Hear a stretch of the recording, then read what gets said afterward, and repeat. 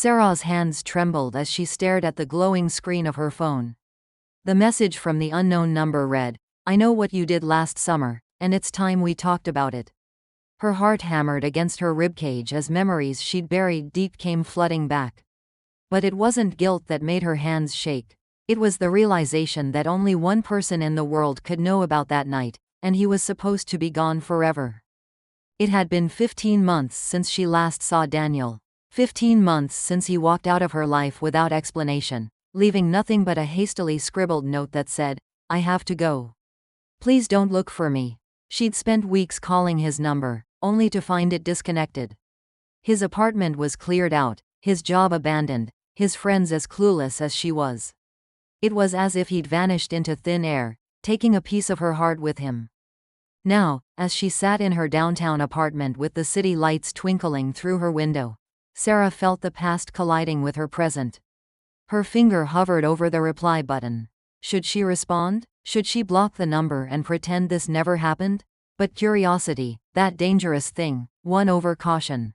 "Who is this?" she typed, her fingers moving faster than her rational mind could stop them. The 3 dots appeared immediately, indicating the person was typing. Sarah held her breath. Then the response came. "Meet me at the Riverside CAF tomorrow at 8 p.m. Come alone. I'll explain everything." No name, no confirmation, just a demand wrapped in mystery. Sarah tossed her phone onto the couch and paced her living room. The Riverside CAF, that was where she and Daniel had their first date 3 years ago. It was where he'd first held her hand across a wobbly table, where he'd laughed at her terrible jokes, where she'd fallen completely and hopelessly in love with eyes that seemed to hold entire universes. Sleep didn't come easy that night. Sarah lay awake, running through scenarios in her mind. What if it was Daniel? What if it wasn't? What if this was some cruel prank, or worse, something dangerous? But beneath all the fear and uncertainty was something else, something she'd tried to kill over the past 15 months, hope. The next evening arrived with agonizing slowness. Sarah changed her outfit 4 times, finally settling on a simple navy dress and the silver necklace Daniel had given her on their first anniversary. She told herself she wasn't dressing up for him, that she just wanted to look presentable, but the truth whispered differently in the back of her mind. The Riverside CAF looked exactly as she remembered, with its warm amber lighting and the sound of gentle jazz floating through the air. Sarah arrived 10 minutes early, her heart doing somersaults in her chest. She chose a table by the window, the same spot where they'd sat that first night, and ordered a coffee she knew she wouldn't be able to drink. 8 o'clock came and went. Then 8:15. Sarah checked her phone obsessively, but no new messages appeared. Just as she was about to give up and leave, feeling like the world's biggest fool, she heard a voice that made time stop. "I'm sorry I'm late. Traffic was worse than I expected." Sarah looked up, and there he was. Daniel stood before her, looking both exactly the same and completely different. He was thinner, his jawline sharper, his eyes carrying a weariness that hadn't been there before. But it was unmistakably him, the man she'd loved, the man who'd shattered her world. "You," she whispered, her voice barely audible. Anger, relief, confusion, and joy battled inside her chest. "It was you." Daniel sat down slowly, as if afraid she might bolt. "It was me," he confirmed, his voice rough with emotion. "I know you have a million questions. I know I have no right to be here after what I did. But please, just give me 10 minutes to explain." Sarah's hands clenched into fists on the table. "You disappeared, Daniel, for over a year. No explanation, no goodbye. Do you have any idea what that did to me?" "I do," he said softly, and the pain in his eyes looked genuine. "And I'm so sorry, but I need you to understand that I didn't leave because I wanted to. I left because I had to protect you." "Protect me?" Sarah's voice rose slightly. "From what?" Daniel glanced around the CAF nervously before leaning in closer. "My father isn't just a businessman, Sarah. He's involved in things, dangerous things. When I told him about you, about how serious we were getting, he saw you as a liability. He threatened you, said if I didn't disappear from your life, he'd make sure you paid the price." Sarah felt her world tilting. "You're telling me you vanished to keep me safe from your father?" I know how it sounds, Daniel said quickly. But you didn't see his face when he made those threats. My father doesn't bluff, Sarah. I've seen what he's capable of. So I made a choice. I left everything behind, changed my number, moved across the country. I thought if I stayed away, if I completely removed myself from your life, you'd be safe. Tears began streaming down Sarah's face. You should have told me. We could have figured it out together. I was a coward, Daniel admitted, reaching across the table but stopping short of touching her hand. I was terrified and stupid, and I made the worst decision of my life. But 3 months ago, everything changed. My father was arrested. Federal charges for money laundering, fraud, conspiracy. He's going to prison for a long time, Sarah.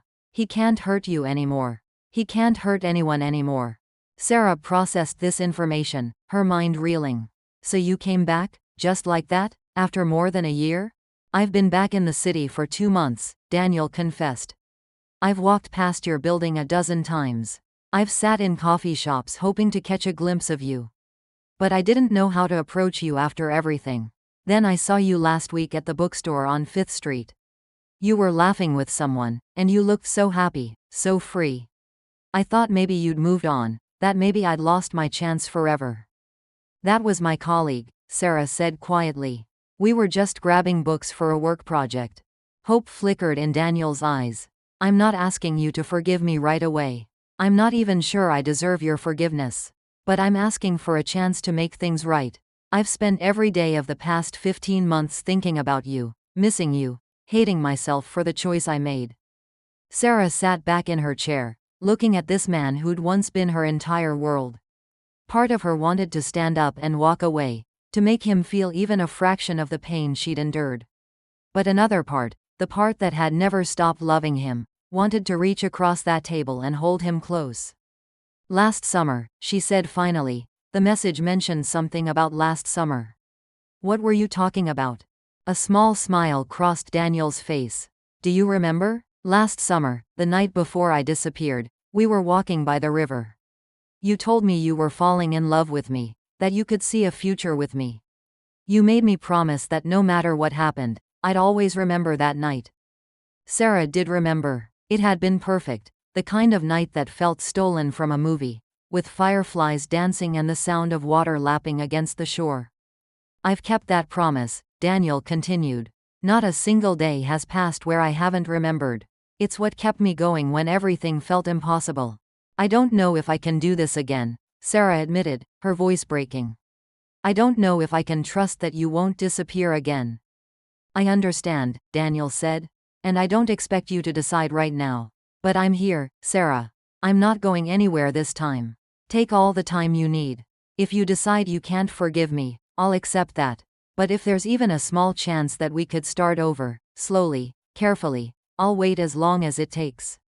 Sarah looked into his eyes, those same eyes that had captivated her 3 years ago. She thought about all the nights she'd cried herself to sleep, all the mornings she'd woken up reaching for someone who wasn't there.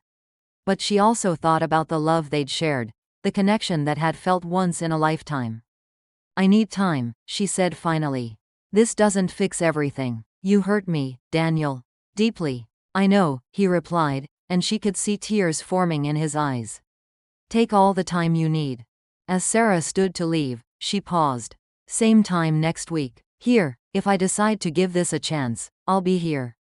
Daniel nodded, not trusting himself to speak. Sarah walked out of the CAF with her heart in turmoil, but for the first time in 15 months, she felt something she'd thought was lost forever. She felt the possibility of healing, the chance of a second beginning, and the terrifying, beautiful prospect of loving again.